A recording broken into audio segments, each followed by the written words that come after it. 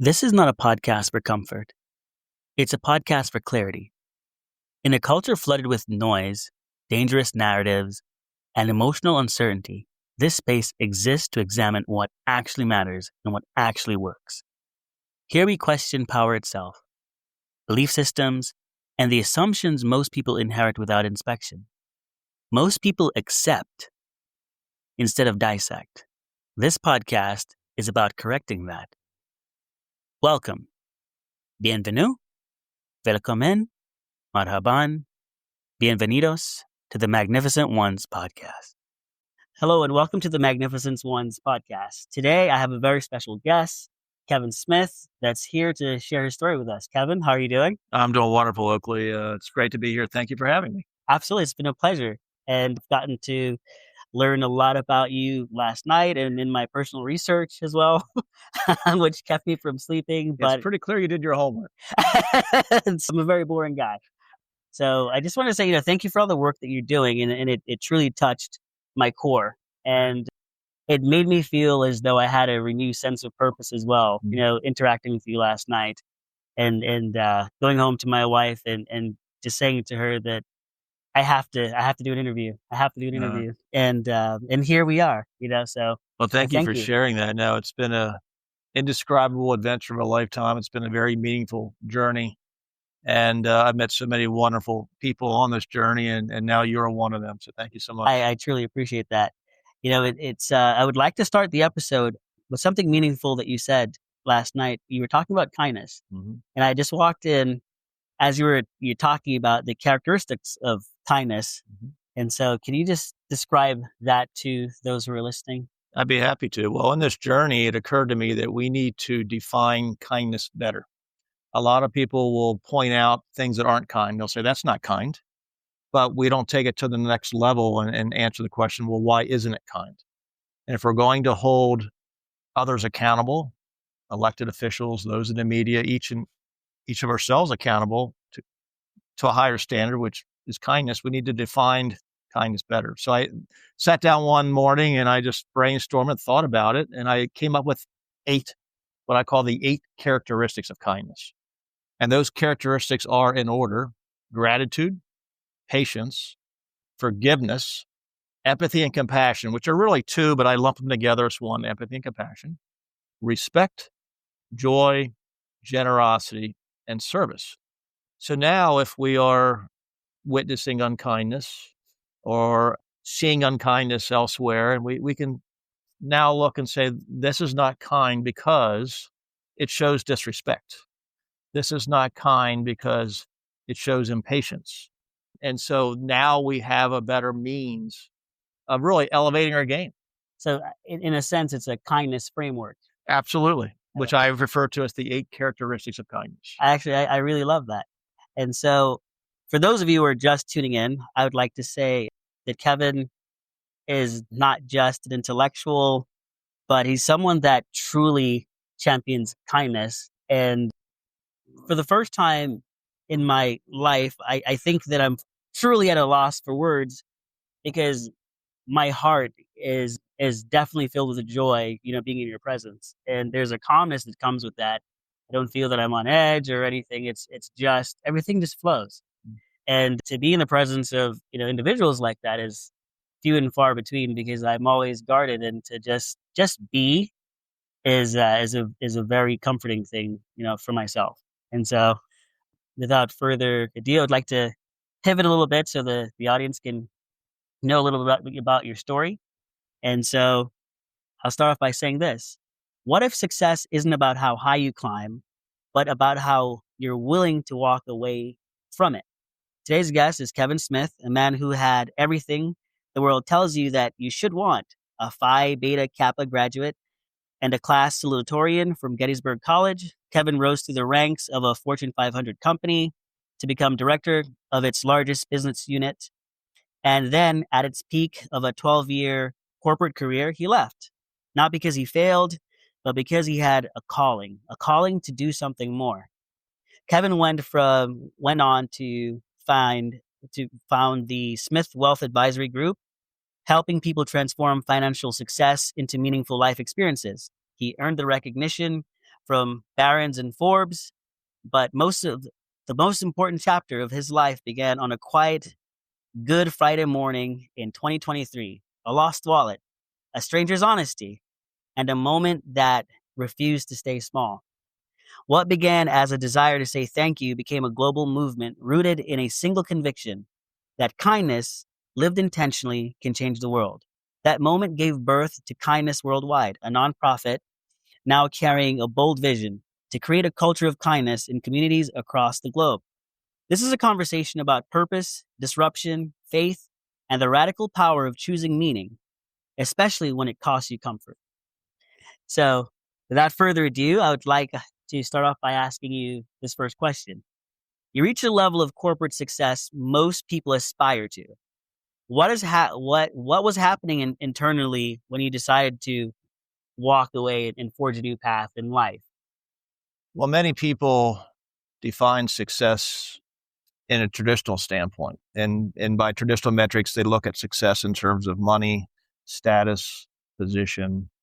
And my definition of success is being the best version of ourselves. Mm-hmm. And although on paper, I was successful. I'd just been promoted to the largest division of a Fortune 500 company as its director. And on paper, things were great. I was miserable. And the reason is that the further up the ladder I went in the corporate world, the less meaningful it became because it was a paper company, very prominent paper company. Paper is important, but not necessarily going to change the world. And I just didn't find the meaning and purpose of what I was doing. I loved mentoring a team. I loved bringing out the best of my staff. And I always felt that as a manager, as a leader, my responsibility is to make myself expendable and to really bring out the best in them and even get them to see qualities and strengths that they don't even know they possess. That was meaningful. But, as my career evolved and with each promotion, I think part of my soul was lost. And then I had an epiphany in my early 30s that, life's too short to not enjoy what you do. And after my last promotion, I just left the corporate world cold turkey. And I started a new career and built a wealth advisory practice, very successful practice. I'll be celebrating our 25th year next year. And to me, they focus on money. Mm-hmm. And money's important, but I think sometimes they place undue weight on the money. It's not money itself that matters, it's what money can do. And one of my favorite quotes is by Henry David Thoreau: wealth is the ability to fully experience life. So it's very meaningful for me to help our clients translate their monetary resources into meaningful life experiences. And it could be retiring comfortably, educating their children or grandchildren, endowing a meaningful legacy to causes that are important to them. But whatever it is, everyone defines wealth differently. But when you define it as wealth as the ability to fully experience life, it's all about helping clients translate their monetary resources into meaningful life experiences. Absolutely. I think that's so profound. One of the things that, guide me in my everyday life when I make certain decisions is that if you do everything for money, then nothing really matters, because if you're not happy without money, you're not going to be happy with money. And that's one of my guiding, like mantras of. Yeah, well, I think, money should be a byproduct. It should never be the primary motivator Mm-hmm. of what one does. And I think it was George Larmer had a quote, which also resonates with me. He said, it's good to have money and the things that money can buy, but it's good to check up once in a while and make sure you haven't lost the things that money can't buy. And I think many people go through life thinking about, I need to make more money. Well, there are many billionaires and people who have all the money in the world that are not happy and they're miserable. And so there's an adage, money can't buy happiness. And I know that is true. And once people realize that, and they just try to find meaning and purpose, use your monetary resource to do that. But there's a lot more profound aspects of that besides just the monetary riches. It's the riches of life that matter most. And the sooner people can see that, the more enriched their life will be. And my hope is to help others, hopefully early on in their life stage, to recognize what really matters is not often what society thinks it does. Absolutely. From what I've gathered, this is also research that's done, within a few hours, is it seems that your guiding belief is that a meaningful life is a life where you make meaningful differences. Where does that belief come from? And when did it become a non-negotiable for you? Well, I'm blessed early on. I can't pinpoint an exact time where I knew my why, but it was very early in my life that I just realized that the meaning of life is to live it in a way to make a meaningful difference. And I think it was a value system largely shaped by my mom and my upbringing. My mom essentially raised two children on her own.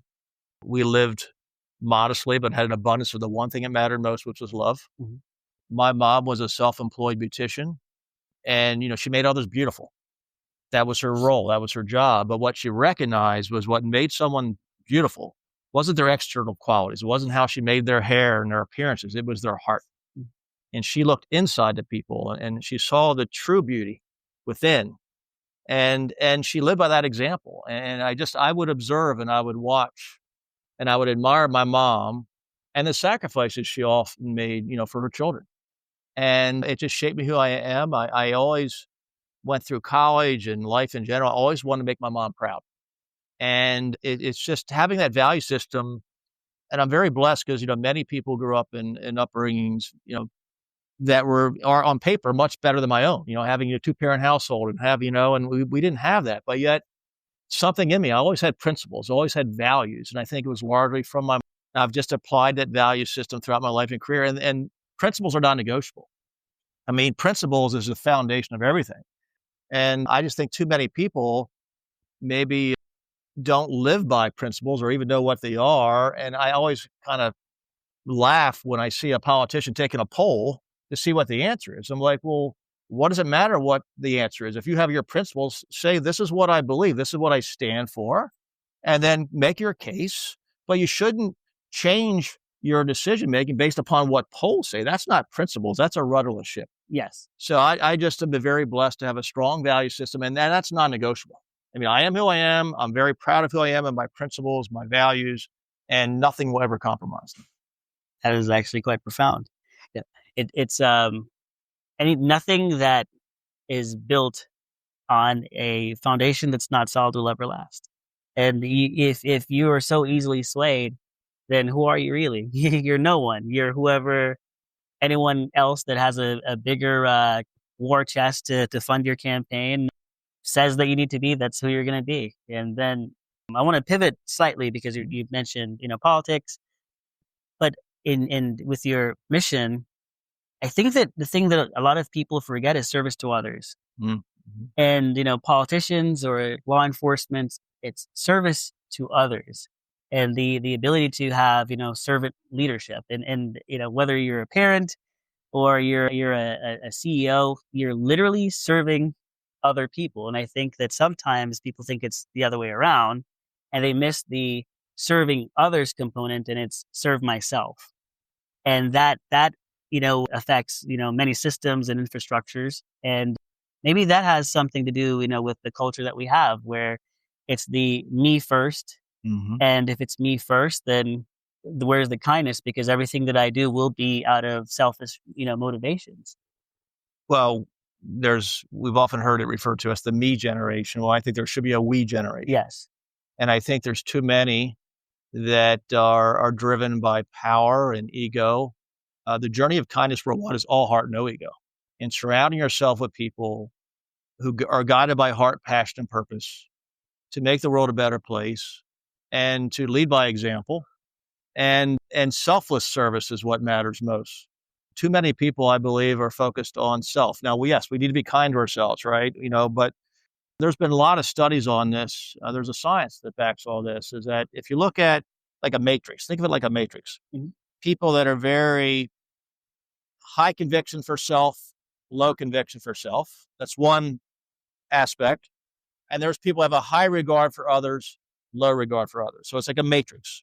So you can categorize that into people, high regard for self, low regard for others, high regard for self, high regard for others, or low regard for self, low regard for others, low regard for self, high regard for others, like a matrix. Yes. Okay. The most productive people, the most people that are most gratified, who are most happy and joyful are those who have high self, high others. All right. So they're secure in who they are. They're secure in their value system. They take care of themselves, but they are givers and have a high regard for others. And then you look at people who have a high regard for self, low regard for others. That's the ego. So that's the narcissist, right? They're all driven by power. And then those that have low degree or kind of low respect for self, low respect for others. They're like just the term there for those. They're just the slouches. Yes. Right. Low regard for self, high degree for others. They're the pushovers. Yes. Right. Because they don't have enough respect for themselves. They take what other people tell them, and they don't have the strength to, maybe if someone approaches them with unkindness, they just take it, and they don't. So where you want to be is selfless, but still have the regard for yourself. But I think when you look at the political realm, I think there's too many who have lost their way. If they run for office, they may run with the best intentions, but somehow they're corrupted by the system. You see very few people who stand on principle, who lead, and too many people are guided by ego, not heart. Because I see a lot of people. I think we have an epidemic or crisis of the leadership throughout the world, and at all levels. But certainly in our political realm, I think there's too many people that are part of the problem, not the solution. Yes. A true leader unites. Yes. And I see too much division. I see too much rhetoric. I see too many words for power, and too much pointing the finger, and like, who gets the credit? Is it a Republican issue or a Democrat issue? The people are meanwhile caught in the middle. Yes. And if you look at things through a kindness lens, not a political lens, I think every policy decision, everything should be evaluated through a lens of kindness. And if that is the standard that we're trying to hold others accountable to, if we look at things through a kindness lens, we'd have much better outcomes, and we'd have much better leaders, because at the end of the day, it's we, the people, that they're supposed to represent. Yes. And I think too many people are making about themselves or their party for selfish, for power. And, we see the outcome of that. There's so much division in our world today. And there's so much focus on the divisions, but we need to get back to what unites. We need to get back to the heart space. Kindness is universally agreed. We all need more kindness. And if we focus on what unites, we can agree on that and make that the foundation. Everything else should take care of itself. Absolutely. I always, find it to be profound that you could have neighbors that disagree politically or on a lot of, fundamental levels. And yet, in times of crisis, they'll come together, put their differences aside, and make a difference. Maybe a hurricane, we're in Florida, and we help each other, clear trees, right? And yet, it seems as though it takes really tragic events to pull us together, which is not sustainable, But that has always fascinated me, that we can put our differences aside in times of crisis. Why can't we just do that all the time? Absolutely. Well, I think in times of crisis is when we often see the best of humanity. Whether it's a hurricane, a flood, 911, everyone came together. Yes. They didn't care what party you represented. They didn't care if you're Republican or Democrat. Everyone just came together. Didn't matter if it was your day off. Didn't matter. That's right. Everyone just, they did the right thing to help their fellow man. And we saw the best of humanity. But unfortunately, it didn't seem to be sustainable. Then we go back, we fall back to our worst. Yes. But I would argue that everyone is fundamentally good inside. Yes. Sometimes environment, circumstances, life events brings the darkness in. Yes. But we're all born, I believe, inherently good. And we see that instinctively come out at times of crisis, times of tragedy. Key is how do we sustain that goodness throughout the year? And it shouldn't take a crisis to bring people together. And that's really what I'm hoping can be achieved through this kindness movement is, let's disagree better. Yes. Let's practice the 8 characteristics of kindness. We can disagree, but let's be civil. Let's be respectful. Let's have meaningful conversations.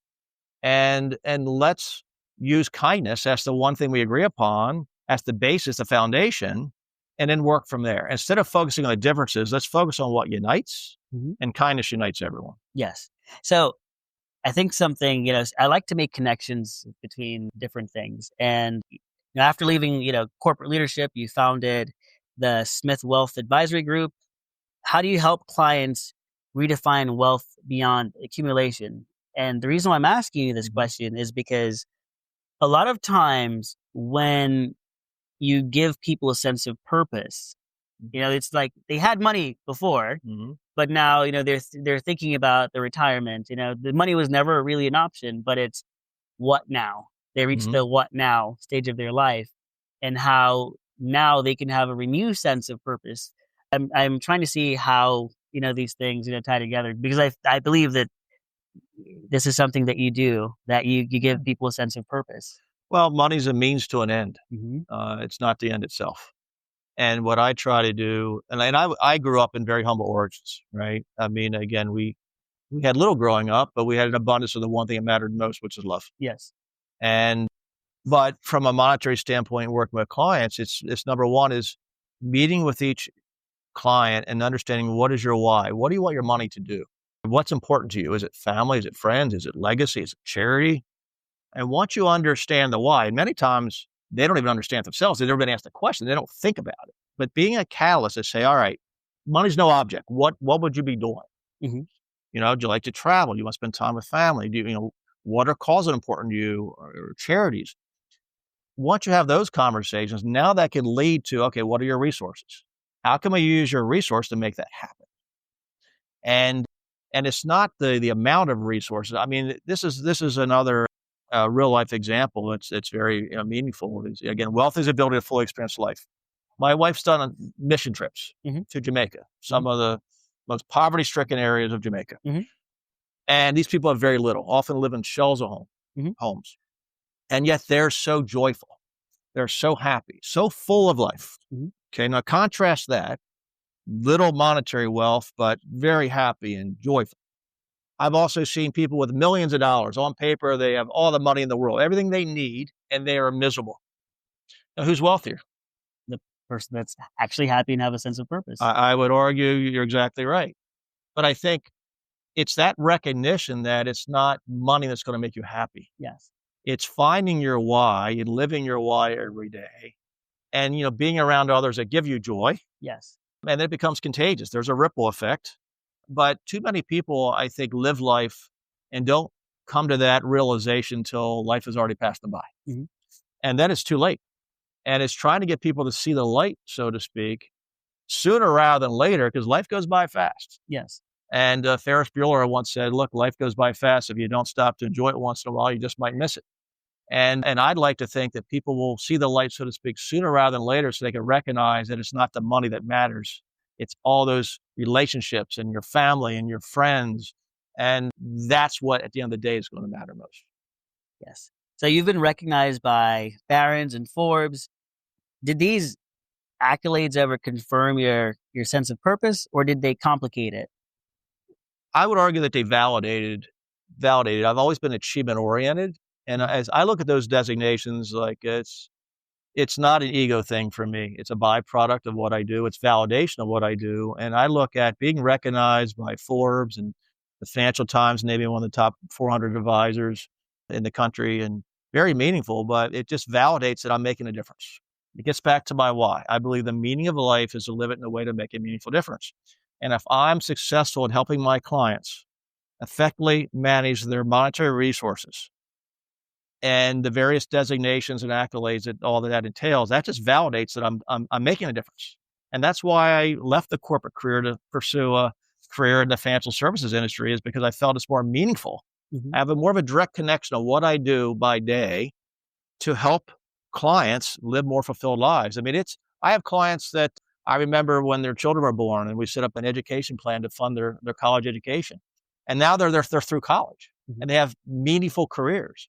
That's meaningful to me. Yes. To have that conversation, see that come to fruition.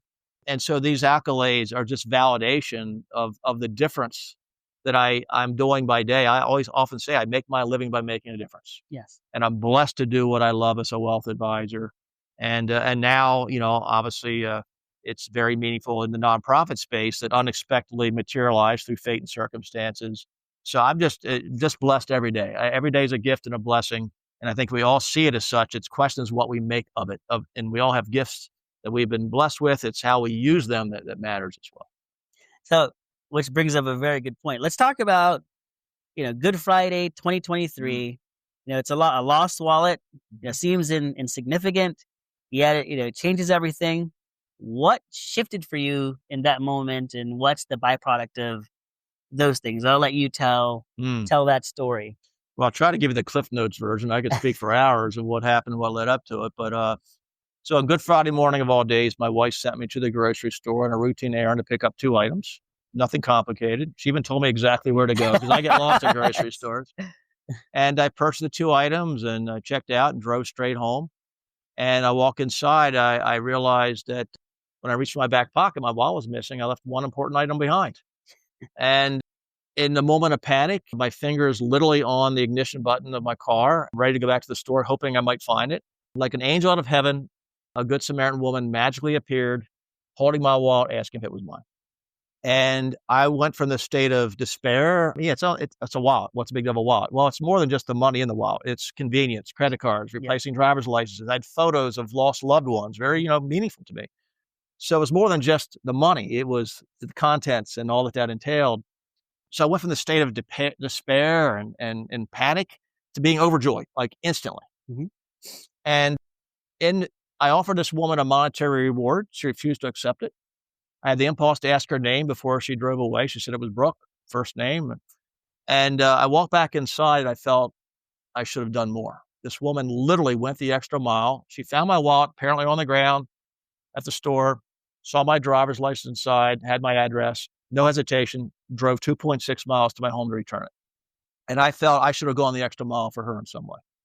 So in a innocent, simple attempt to identify who this young woman was, thank her in a more meaningful way, it literally took on a life of its own.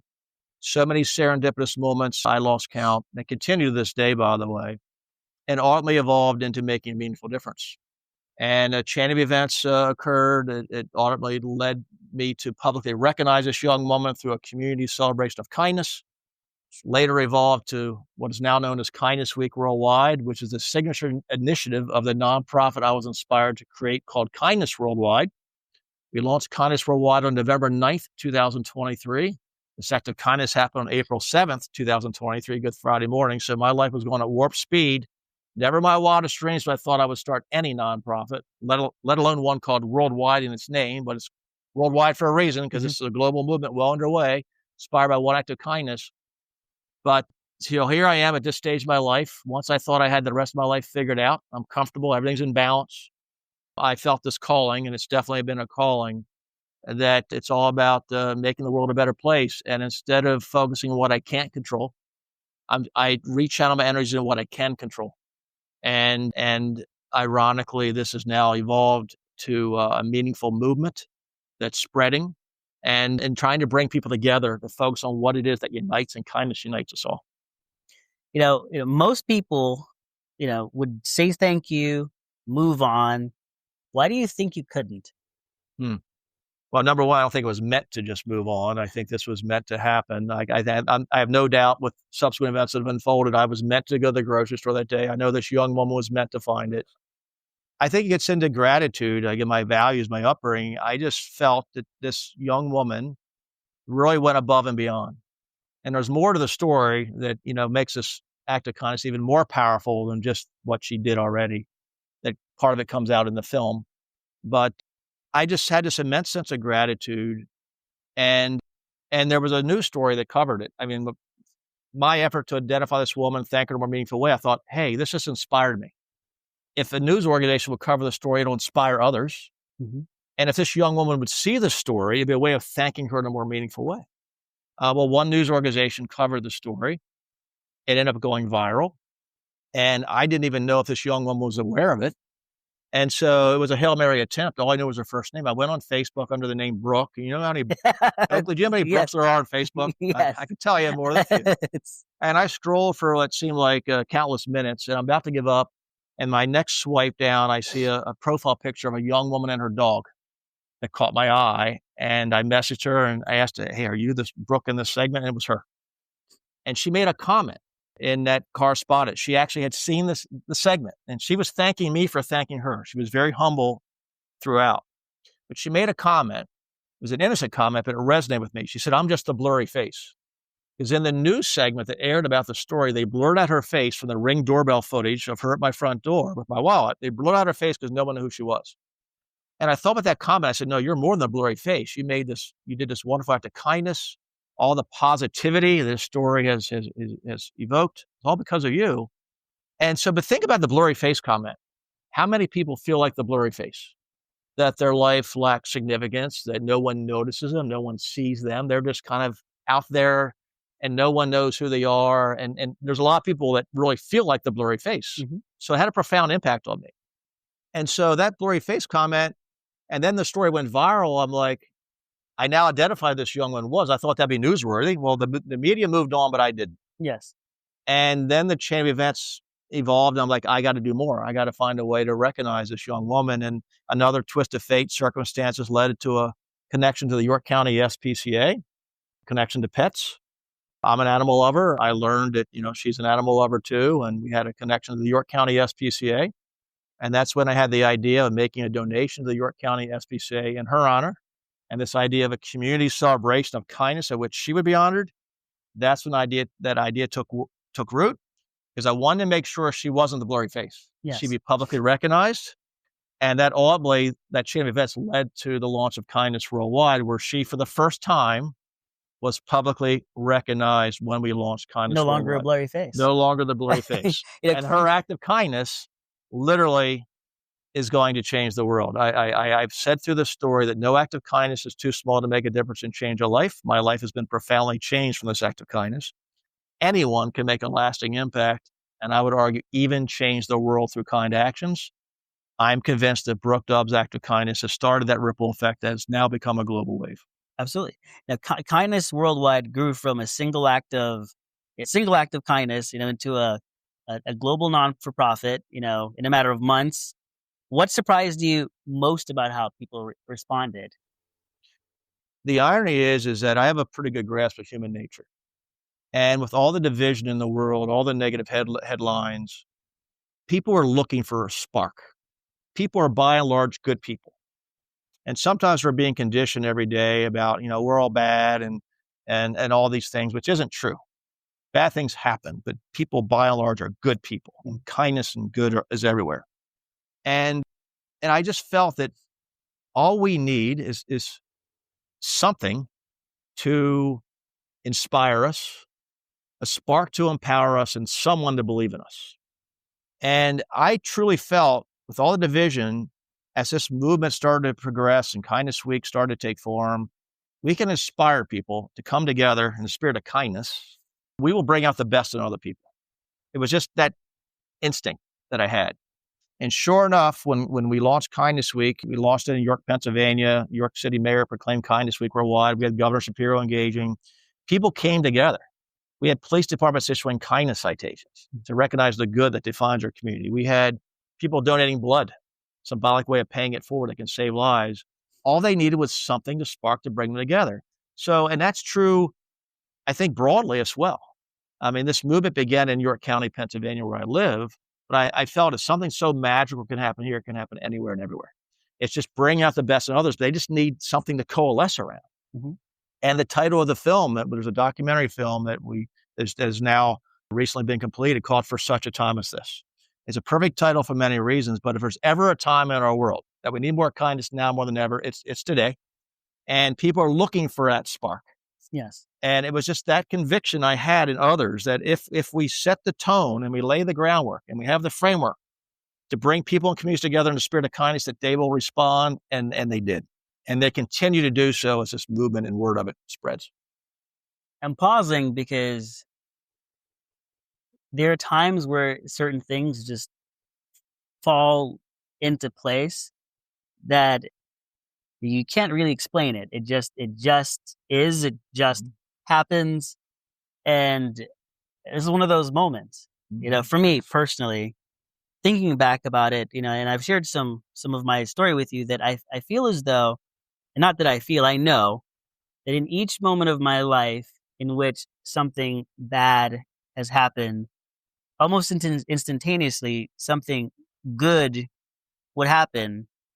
And it was acts of kindness that made all the difference in the world. Whether, I am, working on my, getting ready for finals.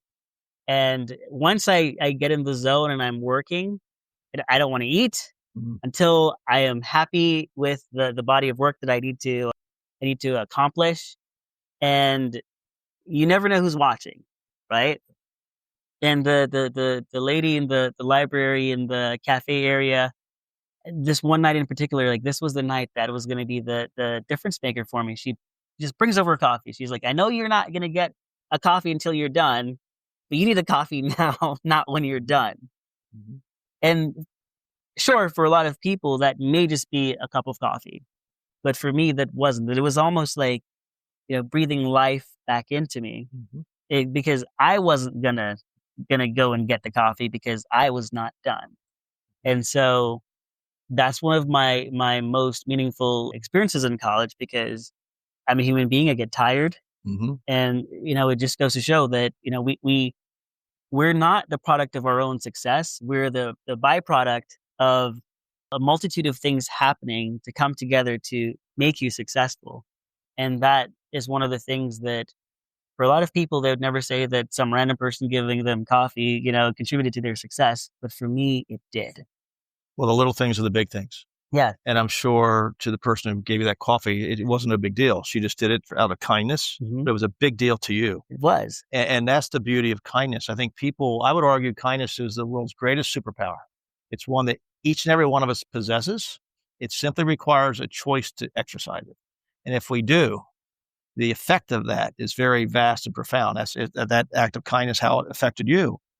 Well, the story of kindness worldwide, the ripple effects of Brooke Dubs' one act of kindness have been very vast and profound. There are people's lives that have not only been changed, but saved because of the ripple effect of this one act of kindness. There are stories in the film.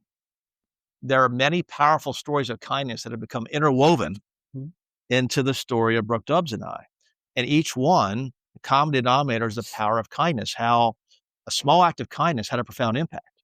One example is there was a comment of a young high school cheerleader to someone who was pretty down and really in a dark place. And he misspelled a word on a piece of paper. He misspelled the word miscellaneous. And he was in such a down place. She pointed out to him that he misspelled this word. And he said, "Oh, I did. I bet you think I'm pretty stupid, huh?" He was that deflated.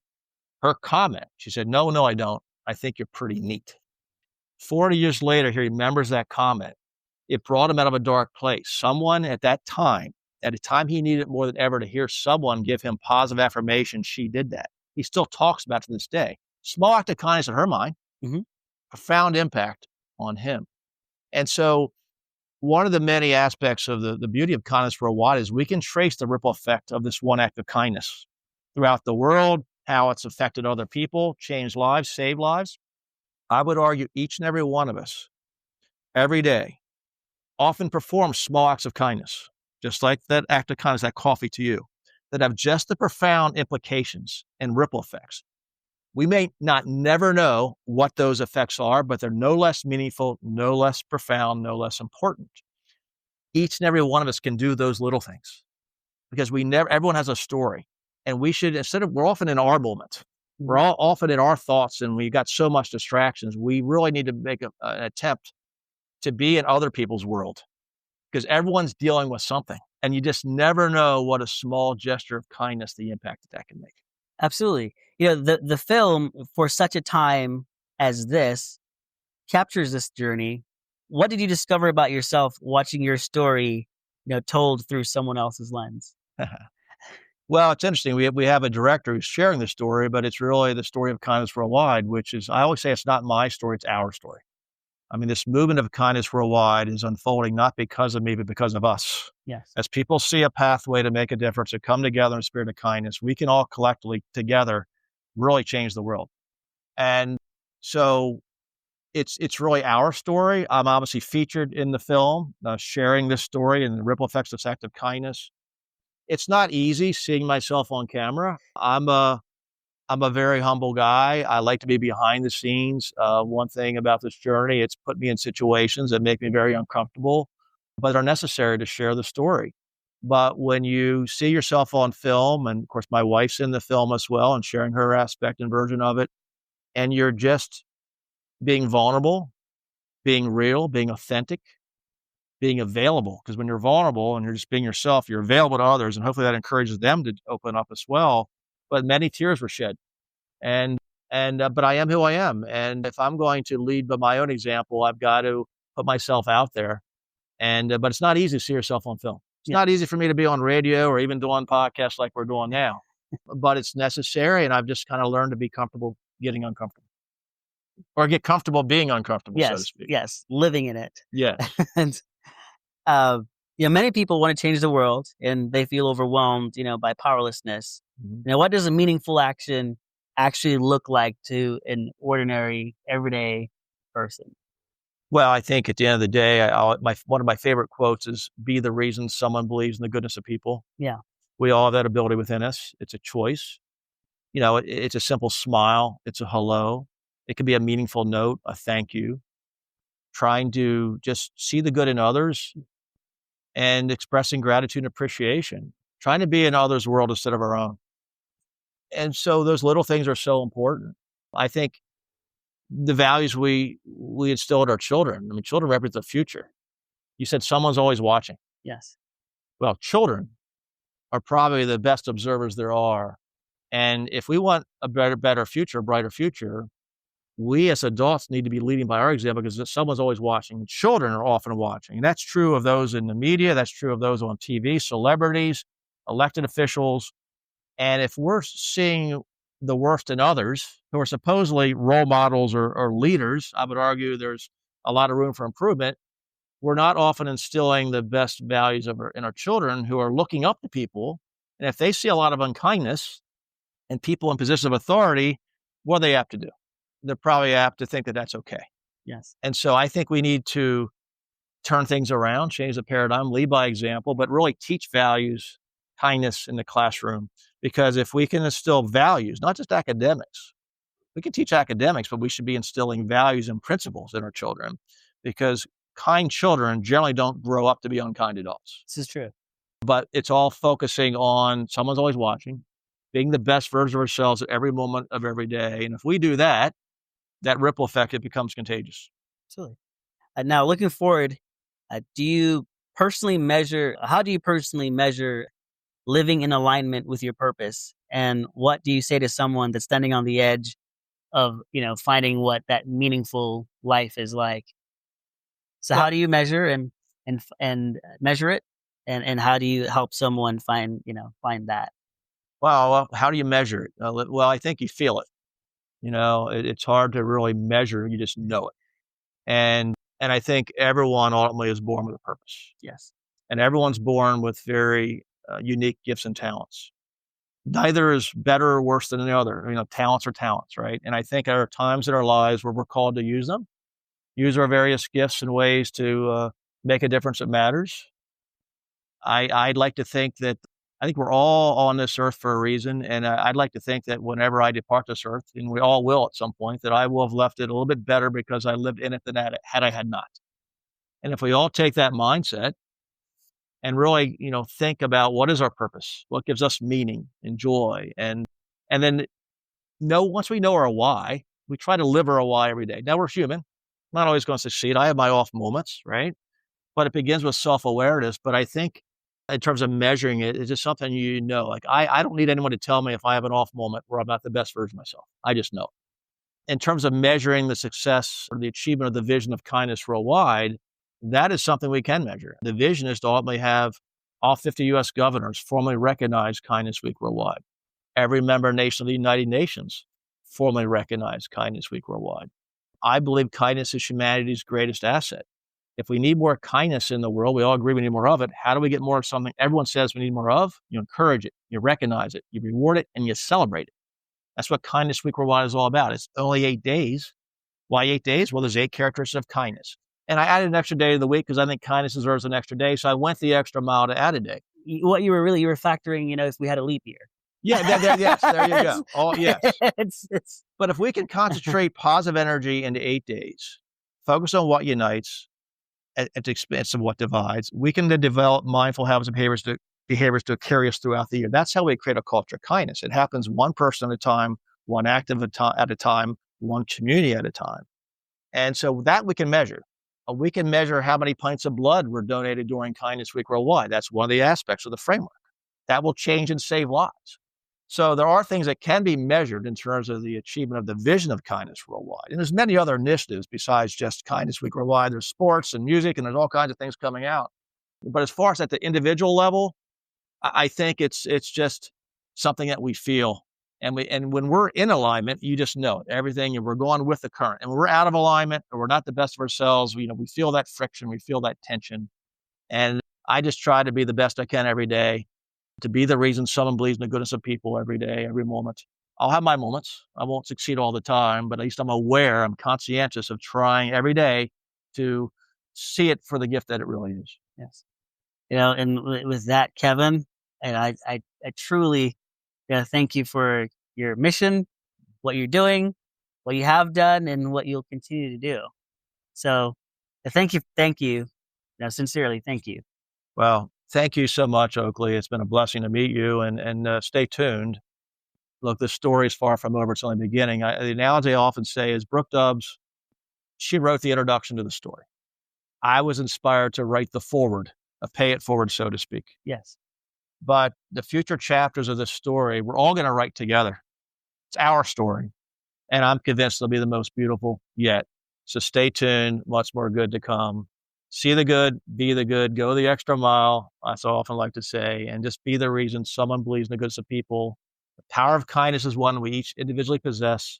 And all we need to do is make a choice every day to exercise it. And we will change the world. That's perfect. That's perfect. If there's a hallmark moment, that's where it is. Always love the hallmark moment. Yes. Oh my goodness. I'm so excited. If this podcast challenged you, good. Clarity often does. The point here isn't consensus or reassurance. It's to leave you more precise than when you arrived. Keep what sharpens your thinking. Discard the rest. But don't confuse familiarity with truth. If this conversation mattered, follow the podcast and share it selectively with people who value depth and not noise. Until next time, stay disciplined with your thinking, selective with your attention, and honest about what you're really optimizing for.